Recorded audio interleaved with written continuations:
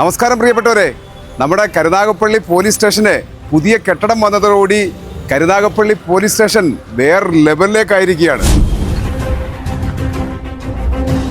ആദ്യം ഉദ്ഘാടന ചടങ്ങിലേക്കൊന്ന് പോകാം.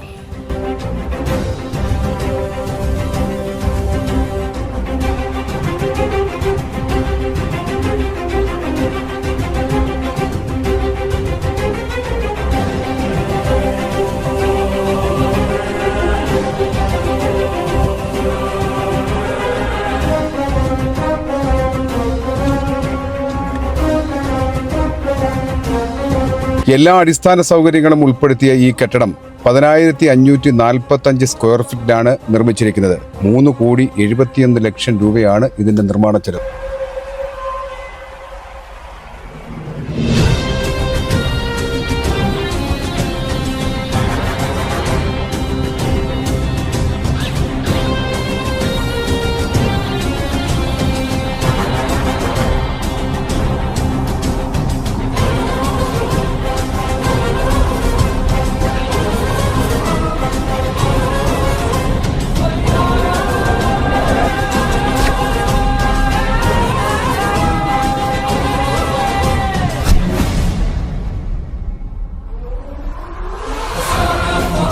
നമസ്കാരം സാറേ. നമസ്കാരം.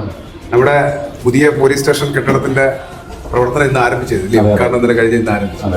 എങ്ങനെയുണ്ട് ഈ മാറ്റം പഴയതിൽ നിന്നും പുതിയതിലേക്കുള്ള? നമ്മള് ഹൈവേയുടെ പണിയായിട്ട് ബന്ധപ്പെട്ട് നമ്മുടെ സ്റ്റേഷൻ പല വിഭാഗങ്ങളായിട്ട് തിരിച്ചിരിക്കുവായിരുന്നു. അപ്പം അതെല്ലാം മാറി ഒറ്റ കുടക്കീഴിലാണ് വന്നേക്കുന്നത്. അത് തന്നെ പബ്ലിക്ക് അവർക്ക് നല്ലൊരു സ്പീറാണ് ഇവിടെ സെറ്റ് ചെയ്തിരിക്കുന്നത്. പുറത്ത് ഗാർഡനും അകത്തിരിക്കാനുള്ള സൗകര്യങ്ങളും TV ഒക്കെ നമ്മൾ സെറ്റ് ചെയ്തു. എല്ലാ മാറ്റങ്ങളും വന്നിട്ടുണ്ട്. പേപ്പർലെസ് ആയിട്ടുള്ള ഇനി തുടർന്ന് കേരള പോലീസ് പേപ്പർലെസ് ആവുകയാണ്. അപ്പൊ അതിന്റെ ഒരു തുടക്കം എന്ന നിലയിലാണ് ഈ സംരംഭം വന്നിരിക്കുന്നത്. ലോകത്ത് ആരും വരരുത് എന്ന് ആഗ്രഹിക്കുന്ന ഒരു മുറിയാണ് പോലീസ് ജയിൽ മുറി എന്ന് പറയുന്നത്. അതെ അതെ. എന്തായാലും ഒരു പോലീസ് സ്റ്റേഷന്റെ ജയിൽ മുറി എന്ന് പറഞ്ഞാൽ അത് കുറ്റവാളികൾ മാത്രമല്ല, കേസന്വേഷണത്തിന്റെ ഭാഗമായിട്ട് കസ്റ്റഡിയിലെടുക്കുന്ന നിരപരാധികളെയും ഇരുത്തുന്ന സ്ഥലമാണ്. സ്വാഭാവികമായിട്ടും അവിടെ അടിസ്ഥാന സൗകര്യത്തിന്റെ വികസനം ആവശ്യമുള്ള ഒരു മേഖലയാണ്.